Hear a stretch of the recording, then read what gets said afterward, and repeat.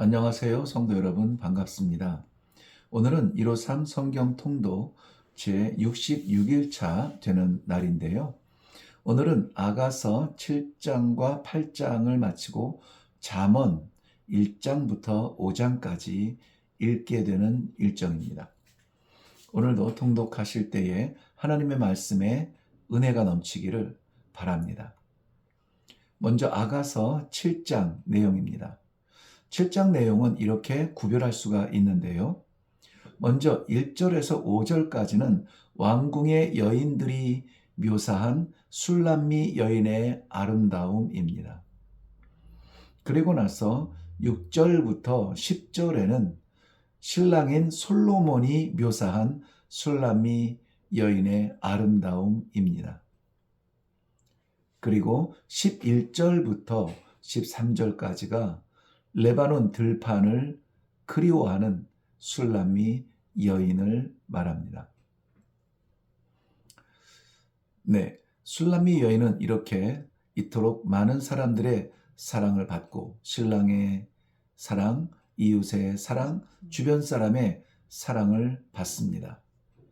그런데 그런 와중에 그는 레바논의 들판을 그리워하네요. 우리들의 문 앞에 여러 가지 귀한 열매들을 마련해서 주님이 받으실 만한 드림이 있기를 바랍니다. 가장 아름다운 것으로 드리고 가장 소중한 것으로 드리는 그러한 찐사랑, 주를 향한 우리의 사랑이기를 바랍니다. 주의 사랑을 받으면서 우리의 마음은 레바논 들판으로 달려가지 않기를. 아가서 8장입니다. 차라리 사랑하는 신랑이 내 오라비처럼 나와 비슷한 처지였더라면 얼마나 좋을까요? 마음껏 사랑한다고 한들 누가 뭐라고 할 것입니까? 그러나 나는 너무나 비천하고 나의 신랑은 너무나 고귀하구나. 그러기에 신부는 신랑을 더욱 귀하게 여기는 것입니다. 5절 말씀에 보면 그를 더욱 의지하는 모습을 보여주고 있죠. 여호와를 의지하는 성도는 평안과 안정을 누릴 수가 있습니다. 어리석게도 그리스도를 떠나는 것은 자유를 향하여 나아가는 것이 아니라 사랑과 의지가 연약해졌을 때 나타나는 그러한 비정상적인 모습이고요. 6절을 보면 도장처럼 새겨지지 않은 사랑은 죽음같이 강한 불길 같은 사랑이 아니면 세상의 유혹에 흔들릴 수밖에 없습니다. 우리는 그를 위하여서 무엇을 할 수 있을까요? 지금은 주를 향한 우리의 사랑이 다시 채워지는 시간이 되면 좋겠습니다. 받는 사랑에서 주는 사랑으로 말이죠. 네, 우리 잠언을 넘어가는데요. 잠언의 내용은 열왕기상 4장 32절에 보면 솔로몬이 잠언을 3천을 말하였고 그 노래는 1005이며 이렇게 소개하고 있는데요. 잠언을 해석한 많은 해석가들 중에 조지 굿맨이라는 사람은 잠언에서는 젊은이들에게 호소하는 지혜의 목소리가 들려온다. 수많은 유혹에 빠지지 않도록 그들의 발걸음을 지키고 또 그들을 강건하게 해주는 교훈을 얻는다라고 말했습니다. 그래서인지 악인들과의 교제 혹은 호색, 음주, 거짓말, 나태함, 탐욕, 효도 이런 삶의 주제들을 계속해서 다루는 것을 볼 수가 있죠. 잠언은 실질적인 삶에서 경건한 모습이 나타날 수 있도록 인도해 주는 지침서와도 같은 책입니다. 교훈의 책으로 이해하지만 오히려 훈련의 책처럼 강도 높게 우리를 초청하고 있습니다. 잠언 1장을 보겠습니다. 시편이 성전의 예배를 위한 것이라면 잠언은 삶의 예배를 위한 것입니다.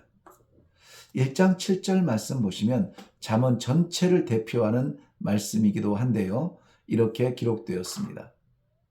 여호와를 경외하는 것이 지식의 근본이거늘 미련한 자는 지혜와 훈계를 멸시하느니라. 그러므로 10절부터 19절의 내용이 바로 내 아들아 악한 자의 꾀임을 따르지 말라라고 말합니다. 여호와를 경외하는 바른 말씀과 복음을 우리가 사모하는 것은 참으로 복된 영혼입니다. 미련한 자는 하나님께서 주시는 말씀의 지혜와 하나님께서 주시는 우리 믿음의 길을 비춰주시는 그 빛의 훈계를 멸시하느니라. 거부하는 정도가 아니라 멸시하는 사람들이라고 했습니다. 누가요? 미련한 사람들이요. 그러므로 우리는 악한 자들의 꾀임에 넘어가지 말아야겠습니다. 믿는 사람들이 그 믿음에서 떨어지기 가장 쉬운 자리는 말에 있습니다. 말.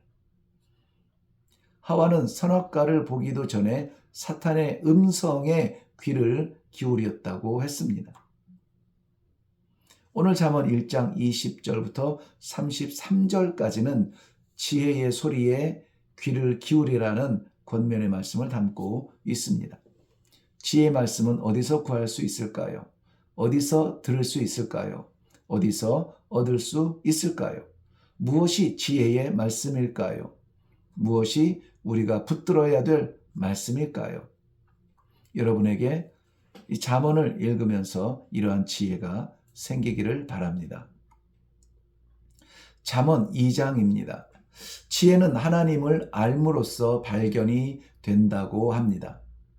그것은 결코 얻기 쉬운 것은 아니죠. 왜냐하면 하나님을 알기 위해서 나의 자리를 떠나야 되기 때문에 그렇습니다. 아무리 힘들어도 그 모든 노력을 다 할 만한 그러한 충분한 가치가 있습니다. 그렇기 때문에 성경은 이것을 얻기 위해서 간직하며 기울이며 소리를 높이며 찾으며 등등등 적극적인 그러한 간절한 자세를 요구하고 있습니다. 성향이 아니라 요구하고 있다고요. 이렇게 구한 지혜는 남녀노소 모든 사람을 그 악한 자리에서 건져 주시며 20절 말씀에 보면은 바른 길을 걷게 해 주십니다. 잠언 3장입니다. 지혜의 가르침 먼저 5절에 보면 하나님을 의뢰하라 하는 이러한 말씀들.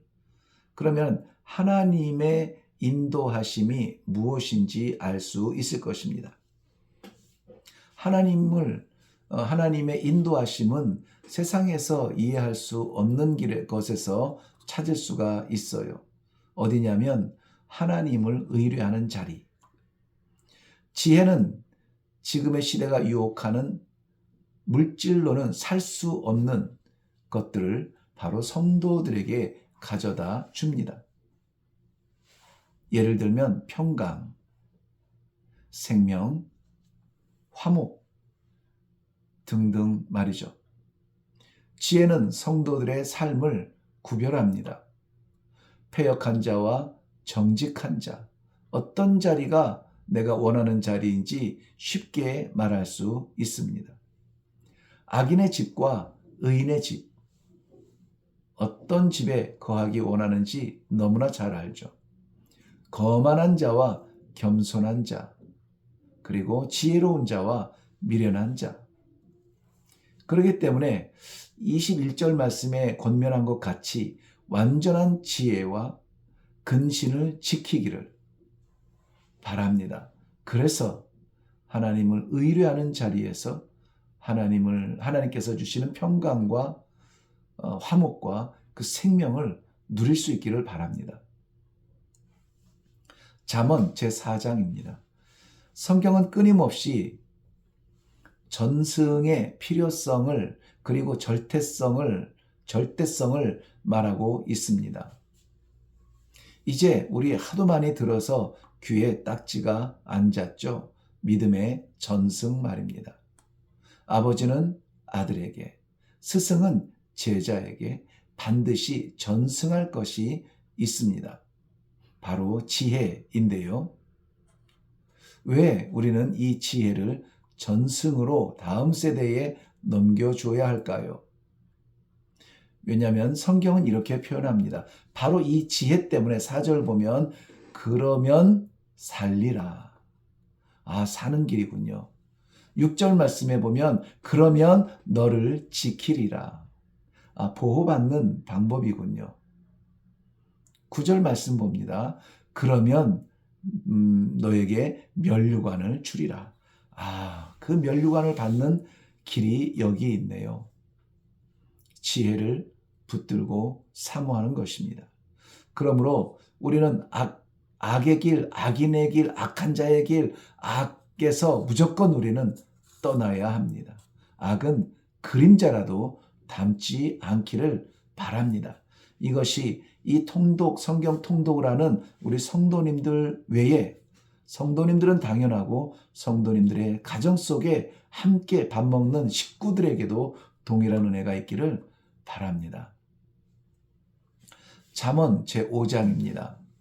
음녀에 대한 경고입니다. 음녀의 유혹으로부터 노출된 성도들을 향한 경고입니다. 하나님 중심의 신앙생활이 회복되어져야 되는 이유가 분명히 있습니다. 왜냐하면 음녀의 유혹에 합류하는 윤리적 범죄의 원인, 그것이 유혹에 있지 않다는 것입니다. 그 유혹을 허락하는 지혜 없는 우리 자신들. 그렇기 때문에 우리 자신을 지키는 것이 얼마나 소중한지 모릅니다. 이 시대는 윤리적 유혹에 너무나 노출되어 있는 그러한 삶을 살아갑니까? 성도들의 가정도 예외는 아니죠. 그런데 이것을 어떻게 지킬 것인가? 음녀의 유혹은 물리적인 제약이 의미가 없습니다. 문을 닫아도 들어옵니다. 우리가 어떻게 해서 보호할 수 있는 장치가 딱히 세상에서는 구할 수가 없는데요. 오직 하나님 중심의 신앙.